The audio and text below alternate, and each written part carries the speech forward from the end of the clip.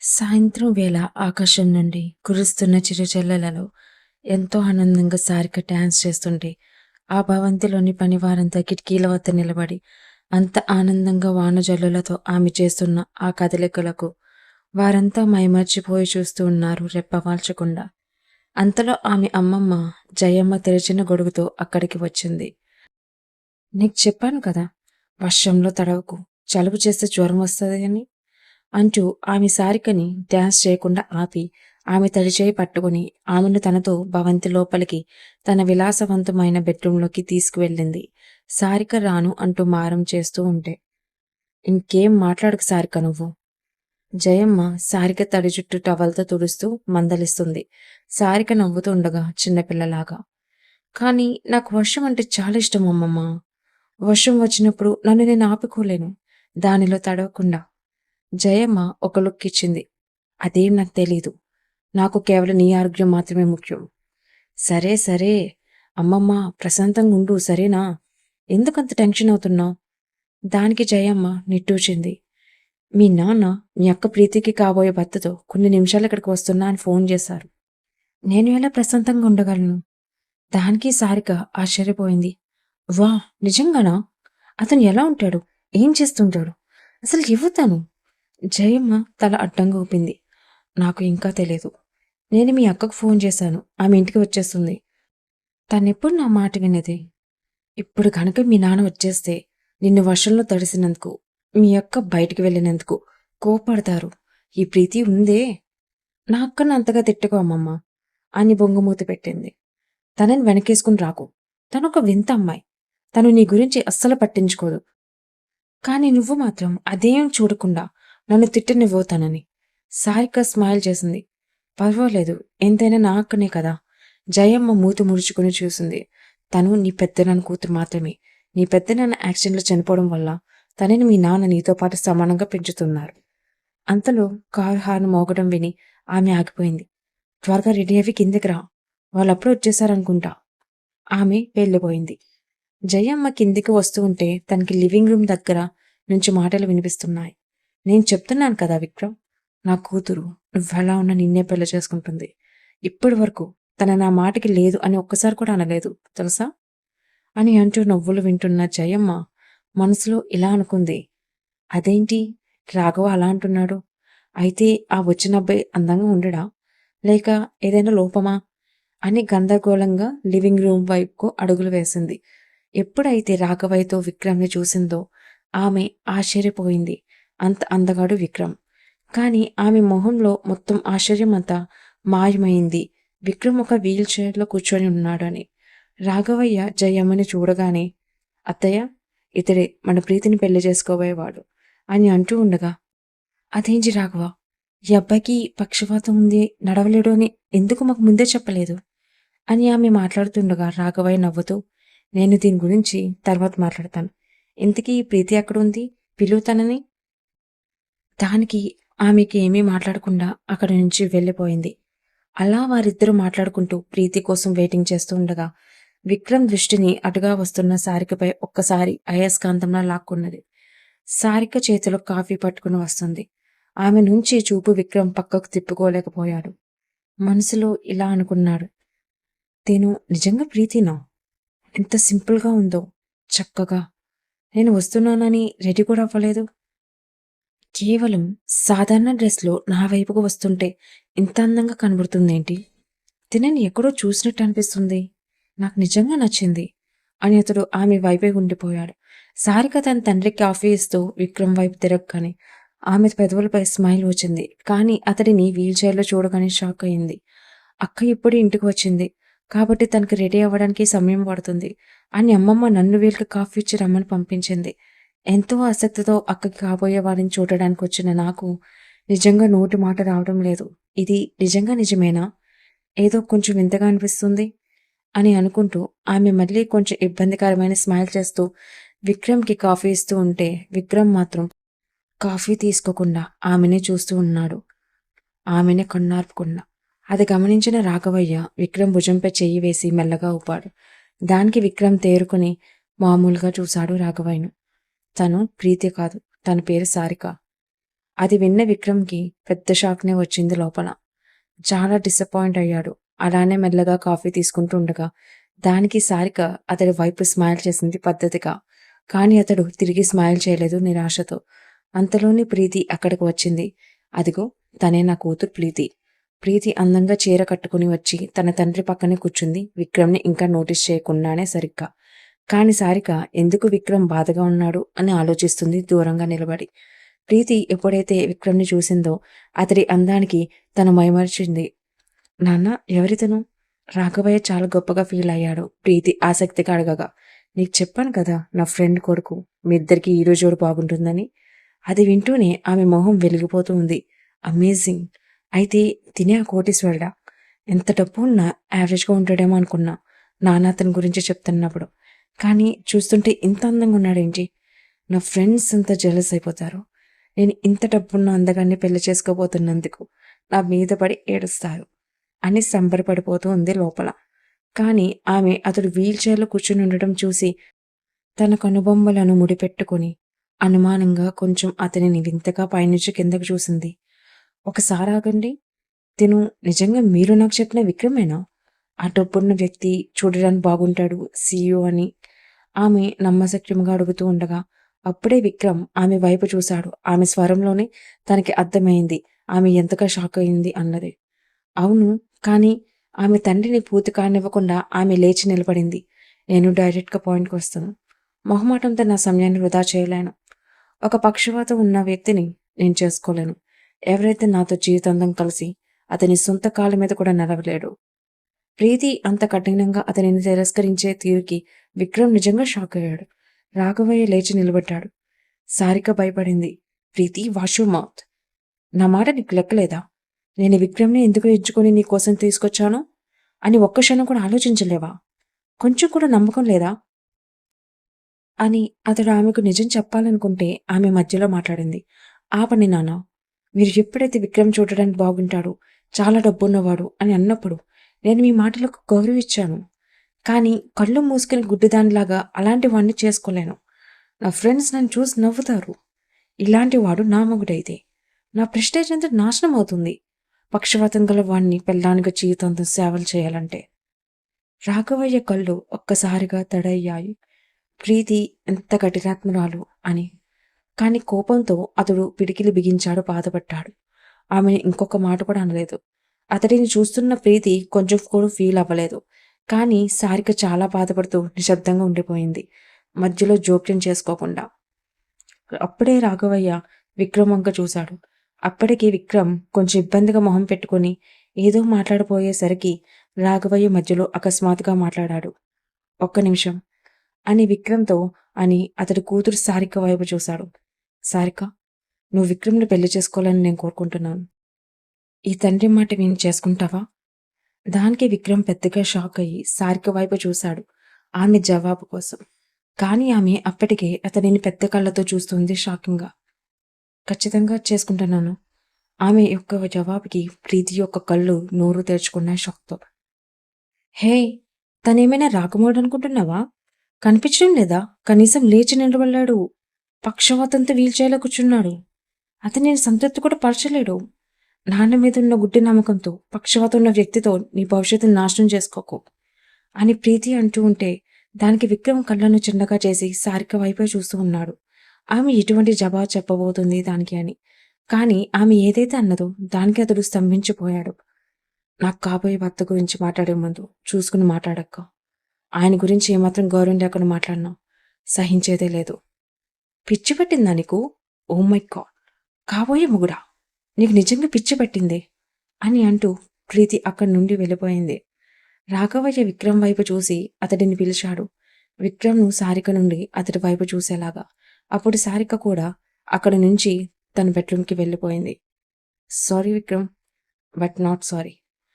నేను నీకు ఇచ్చిన మాట ప్రకారం నా కూతురు నిన్ను ఖచ్చితంగా పెళ్లి చేసుకుంటుందని చెప్పాను. అందుకే మాట ప్రకారం తనని ముందుగా అడిగాను. సారీ, నిన్నొక్క మాట కూడా అడగనందుకు.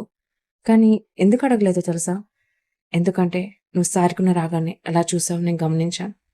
నీకు సారిక మొదటి చూపులోనే నచ్చేసింది.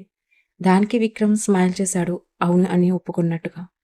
మీరేమనుకోను అంటే నాకు సార్‌కి ఫోన్ నంబర్ ఇస్తారా? దానికి రాఘవయ్య ముసిముసిగా స్మైల్ చేస్తూ, అది మీరు ప్రత్యేకంగా అడగాల అల్లుడు గారు. ఇప్పుడే తీసుకోండి. సమయం రాత్రి 9 గంటలకు దాటివేయబడింది. సారిక తన బెడ్రూంలోని విండో పక్కన కూర్చుని బోరును కురుస్తున్న వర్షాన్ని చూస్తూ మోకాళ్ళను కౌగిలించుకుని ఉంది. చల్లని గాలి ఆమెను తాకుతుండగా ఆమె జుట్టు తంతువులు నృత్యం చేస్తూ ఉన్నాయి. అంతలో ఆమె ఫోన్ మోగడం ప్రారంభించింది. ఆమె దానిని చూసింది. అది తెలియని నంబర్. ఆమె కాల్ ఎత్తింది సందేహంగా. ఈ టైంలో ఎవరు దానికి కాల్ చేస్తున్నారు అనుకొని. హలో, ఎవరు? ముందు నిశ్శబ్దమే వినిపించింది. తర్వాత డీప్ వాయిస్ వచ్చింది. నువ్వు ఎవరి గురించి అయితే ఏమీ తెలుసుకోకుండా పెళ్లి చేసుకోవడానికి ఒప్పుకున్నావో తనే నేను. ఫస్ట్ టైం విక్రమ్ తనతోనే మాట్లాడడం, అది కూడా ఈ టైంలో సడన్గా ఫోన్ చేయడం అన్నీ తనను సర్ప్రైజ్ చేశాయి. హే, ఏంటి ఏం మాట్లాడట్లేదు? అదేం లేదు. నేను సడన్గా నువ్వు మాట్లాడేసరికి ఆశ్చర్యపడ్డా. ఎందుకు నేను ఇప్పుడు కాల్ చేశానని ఆలోచిస్తున్నావా? అవును. దానికి అతడు లోతైన శ్వాస తీసుకొని, నేను నా రూమ్‌లో కూర్చొని నీ గురించి ఆలోచిస్తున్నా.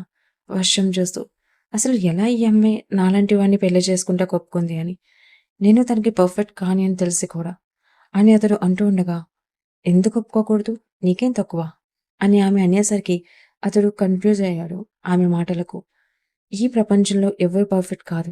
నువ్వు ఎలా ఉన్నా నేను నిన్ను యాక్సెప్ట్ చేస్తాను. నాకెటువంటి ఇబ్బంది లేదు. కానీ అతడు సడన్‌గా మాట్లాడాడు ఆమెను ఆపుతూ.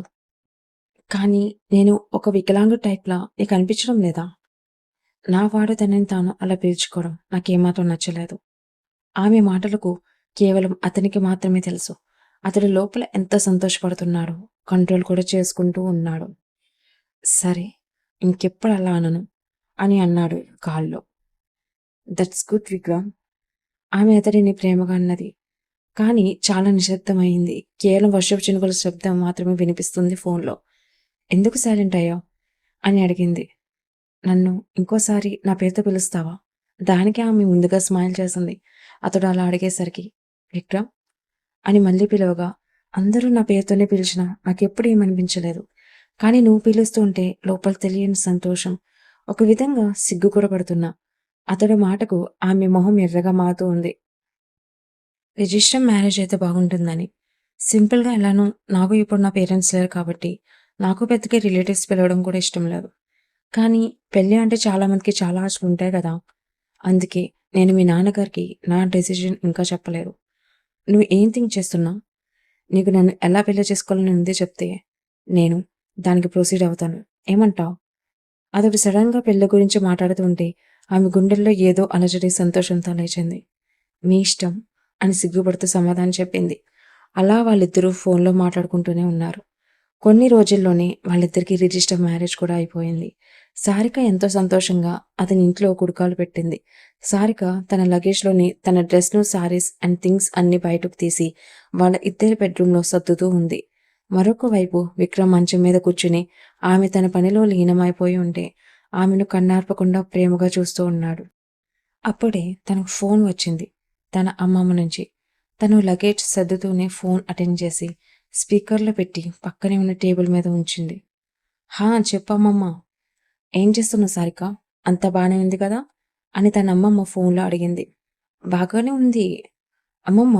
నా వస్తువులు సర్దుతూ ఉన్నా, అయిపోగానే పడుకుంటాం. వారిద్దరు మాట్లాడుకుంటుంది విక్రమ్ సైలెంట్గా వింటూనే తన వైపు చూస్తున్నాడు ముచ్చటగా. హా, కానీ దూరంగా పడుకోండి. శోభనానికి ముహూర్తం 3 రోజుల తర్వాత వచ్చింది కాబట్టి ఎటువంటి పనులు చేయకండి అని డైరెక్ట్‌గా ఆ విషయాల గురించి మాట్లాడుతుండగా ఒక్కసారిగా సారిక తన చేతిలో ఉన్న డ్రెస్ కింద పడేసి వెంటనే ఫోన్ తీసుకుంది. టేబుల్ మీద నుంచి స్పీకర్ ఆఫ్ చేసి చెవి దగ్గర పెట్టుకుంది ఎంబారస్మెంట్‌తో. దానికి విక్రమ్‌కి నవ్వు వచ్చింది తన అవస్థలు చూస్తూ. కానీ ఏమీ విననట్టుగానే పక్కకు చూశాడు. ఎప్పుడైతే సారిక అతడి వైపు చూసిందో, అయ్యో అమ్మమ్మ! ఎన్నిసార్లు చెప్పిందే చెప్తావే? అర్థమైందిలే. మళ్ళీ పదే పదే చెప్పకు. సరే, ఉంటా ఇక అని ఫోన్ కట్ చేసింది ఫాస్ట్‌గా. ఆ తర్వాత మెల్లగా తను విక్రమ్ వైపు చూసింది. తను కూడా అప్పుడే చూసినట్టుగా చూశాడు తన వైపు. అది అమ్మమ్మ కొంచెం అదో టైప్, తనని పట్టించుకోకండి అని ఇబ్బంది పడుతూ చెప్తూ ఉంటే చూడడానికి ముద్దొస్తుంది అతడికి. సరే, నీ పని అయిపోయిందా? అని అతడు అడగగా ఆమె అవును అన్నట్టుగా తల ఊపి వెళ్ళి అతని పక్కన కూర్చుంది బెడ్ మీద. నాకు సమ్‌టైమ్స్ అనిపిస్తుంది నిన్ను చూస్తుంటే నువ్వు నాకు బాగా తెలిసిన అమ్మాయిలా. దానికి ఆమె అతడిని అమాయకంగా చూసింది. నిజంగానా? అని అడిగింది. దానికి అతడు తలాడించాడు.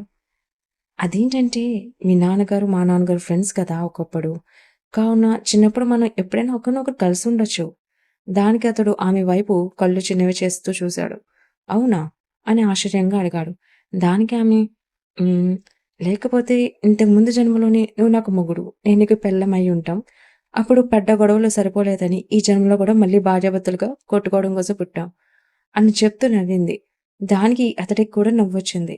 ఆమె నవ్వును చూస్తుంటే. నువ్వు ఎప్పుడు ఇలానే మాట్లాడతావా ఏంటి? అని అతడు ఆమెతో మాట్లాడుతూ ఉన్నాడు. ఆ రాత్రంతా వాళ్ళిద్దరూ మాట్లాడుకుంటూనే ఆఖరికి తెల్లవారుజామున పడుకున్నారు. ఉదయం 10 గంటలకు సారిక అతడి భవంతి మొత్తం తిరుగుతూ చూస్తూ ఉంది. ఒక్కడే ఎలా ఉంటున్నాడో అని. సర్వెంట్స్ ఎలా వర్క్ చేస్తున్నారు అన్నీ గమనిస్తూ తిరుగుతూ ఉంటే తనకి తన అక్క ఫోన్ నుంచి కాల్ వచ్చి లిఫ్ట్ చేసింది. ఎలా ఉంది అతడితో లైఫ్ అని ప్రీతి అడిగింది. ఎలా ఉండేదేంటి అక్క? అఫ్‌కోర్స్ బాగానే ఉంది అని అనుమానం లేకుండా అన్నది. అబద్ధాలు చెప్పకు సారిక. అలాంటి ఒక వికలాంగుడితో ఎలా సుఖంగా బ్రతకగలవు? నా మాట విని వాడికి విడాకులిచ్చేయి. నువ్వు మళ్ళీ పెళ్లి చేసుకుంది కానీ.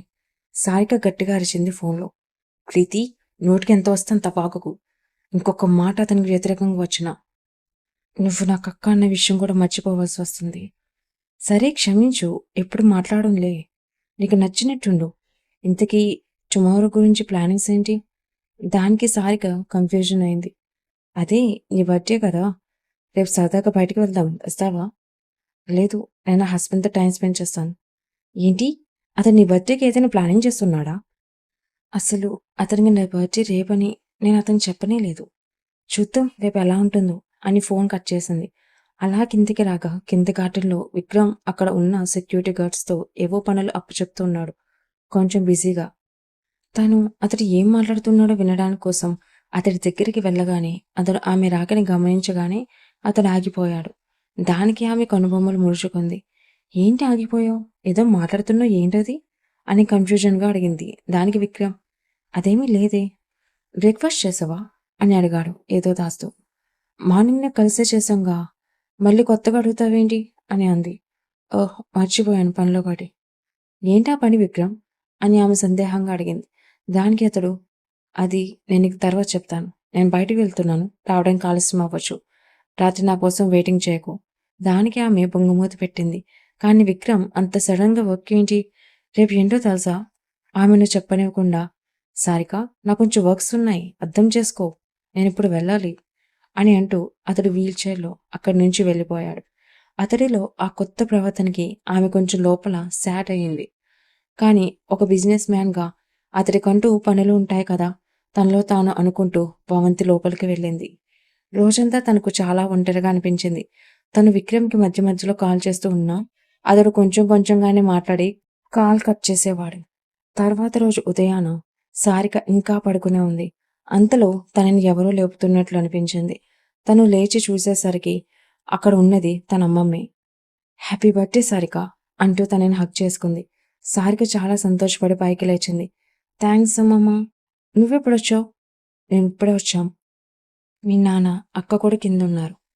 ఈసారి అండ్ జ్యువెలరీ పెట్టుకో అని ఆమె అందించింది. వావ్! చాలా బాగున్నాయి. థాంక్స్ అమ్మమ్మ. జానమ్మ స్మైల్ చేస్తూ థాంక్స్ నాకు కాదు. కొన్న వాళ్ళకి చెప్పు. త్వరగా రెడీ అయ్యి లివింగ్ రూమ్‌కి రా అని అక్కడి నుంచి వెళ్ళింది. సారిక తన ఫోన్ తీసుకుంది. విక్రమ్‌కి ఫోన్ చేద్దామని. కానీ అతడు ఆమె ఫోన్ లిఫ్ట్ చేయడం లేదు. అసలు ఎక్కడికి వెళ్ళాడు ఈ విక్రమ్? నేను లేవగానే తనని చూడాలనుకున్నాను. తనే నాకు ఫస్ట్ విషెస్ చెప్తాడేమో తెలుసుకొని అని అనుకున్నా.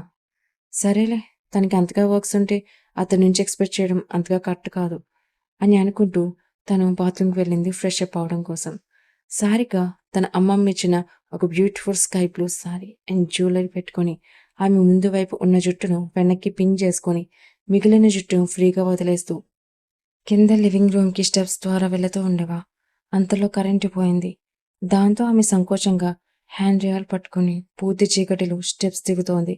ఆమె కిందకు దిగుతుండగా గాలిలో రకరకాల పువ్వుల సువాసన ఆమెకు అనుభవించింది. అండ్ అకస్మాత్తుగా అద్భుత లైట్లు మిణుకు మిణుకుమంటూ రంగురంగుల లైట్లతో మరియు హ్యాపీ బర్త్‌డే సారిక అని ప్రతిధ్వనించే స్వరాలతో ప్రకాశవంతంగా మారింది తన చుట్టూ.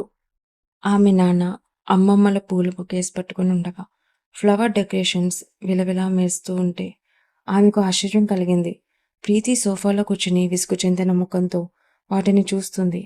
తనకు ఇలా ఇంట్లో చేసుకునే బర్త్‌డే పార్టీస్ అంటే నచ్చవు. తనకి పబ్స్‌లో చేసుకుంటేనే చేసినట్టుంటుంది. వాళ్ళు ఆమెకు ఫ్లవర్స్ అందిస్తున్నారు. Thanks sister. డెకరేషన్ చాలా బాగుంది. ఇంత ఫాస్ట్‌గా ఎలా డెకరేట్ చేశారు?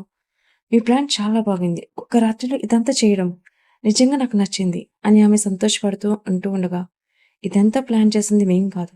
కానీ నీ వద్ద విక్రమ్. అతడే ఇక్కడ ఉన్నది ప్రతీది ప్లాన్ చేసి మరీ నిన్ను సర్ప్రైజ్ చేసింది. ఆమె మొహం వెలిగిపోయింది విక్రమ్ పేరు వినగానే. రియల్లీ?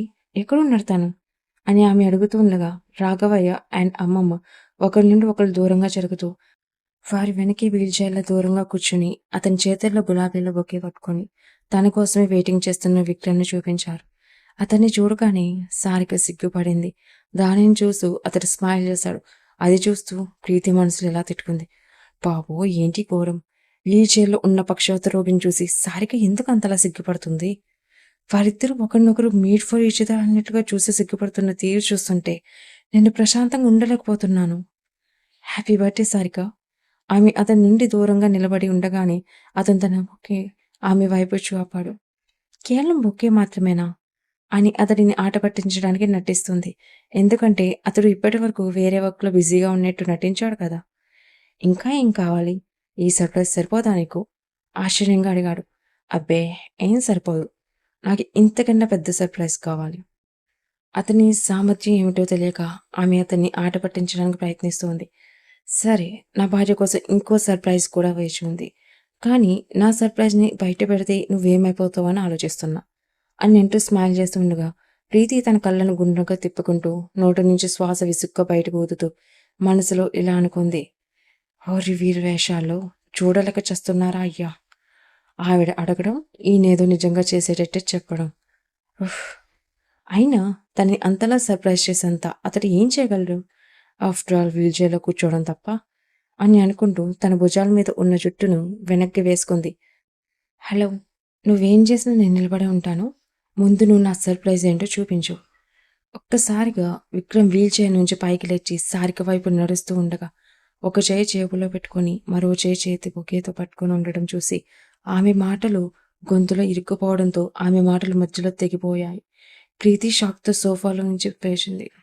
విక్రమ్, అసలు ఇది ఎలా సాధ్యం? ఇప్పటికి నేను నమ్మలేకపోతున్నా అని తడబడుతూ చెప్తుంది. అతడిని కింద నుంచి పైకి చూస్తూ చిన్నగా స్మైల్ చేశాడు. ఆమె ఎలా ఫీల్ అవుతుందో అతడు అర్థం చేసుకుంటూ. ఇంతకీ నా సర్ప్రైజ్ ఎలా ఉందో చెప్పనే లేదు. ఆమె బ్యాలెన్స్ కోల్పోయి కింద పడిపోబోతుంటే ఫుల్ సర్ప్రైజ్‌తో అతను తన మరో చేత్తో ఆమెను పట్టుకున్నాడు. ఆమె అతని కళ్ళలోకి చూస్తూ తాను చూస్తుంది ఇంకా నమ్మలేక సతమతమవుతూ ఉంది. విక్రమ్ స్టైల్‌గా ఒకేను ఆమెకిచ్చాడు. హ్మ్. ఎవరో చెప్పారే వారు నిలబడే ఉంటానని. కానీ ఇలా వాలిపోయారేంటి? చూస్తుంటే వాళ్ళ నా ఆశ్చర్యాన్ని తట్టుకోలేకపోతున్నట్లు కనిపిస్తోందే. ఆమె తడబడుతూ ఆనందపు కన్నీళ్లు పెట్టుకుంది. ఇది ఎలా సాధ్యం విక్రమ్? అతడు నిట్టూర్చాడు రిలీఫ్‌తో. నేను పక్షవాతం వ్యక్తిని కాదు. నా కాబోయే భార్యతో ఫస్ట్ మీటింగ్‌లోనే కొంతసేపు నటించి ఆపై నిజం చెప్పి సర్ప్రైజ్ చేయాలి అని అనుకున్నా. ఒక విధేయత గల అమ్మాయి మాత్రమే నా మనసు కోరుకుంటూ ఉండగా అని అతడు ఆమెకు ఎక్స్‌ప్లెయిన్ చేస్తూ ఉండగా, స్టాప్ ఇట్. నువ్వు ఎలా నటించగలవు? ప్రీతి అరిచింది. తనకు తెలియకుండానే ఒక కోటీశ్వరుడిని కోల్పోయాను అని గ్రహించి ఆమె ఫ్రస్ట్రేషన్‌లో అరిచింది.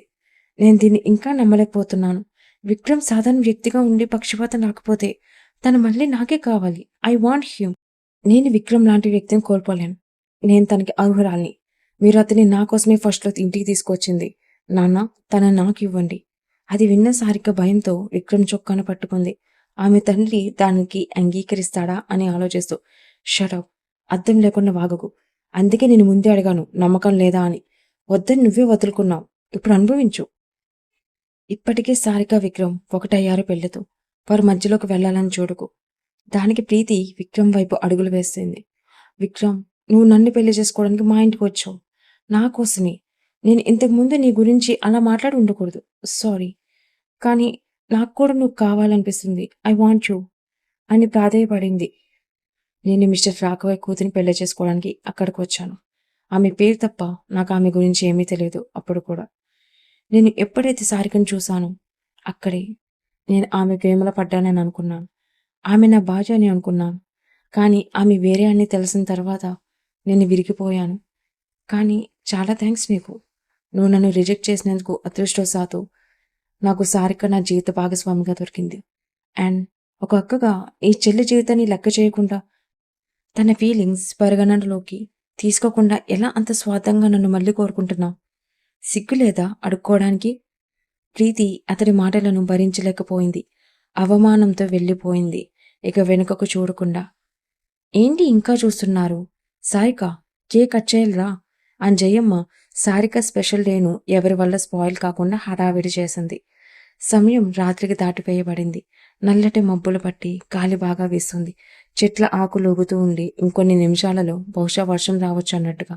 రోజంతా ఎంతో సంతోషంగా గడిచాక చివరికి తన అమ్మమ్మ, నాన్న కారులో వెళుతూ ఉంటే సారిక గేట్ దగ్గరే నిలబడి ఇంకా చెయ్యి ఊపుతూనే ఉంది. సారిక కొంచెం ఎమోషనల్ అవుతూ.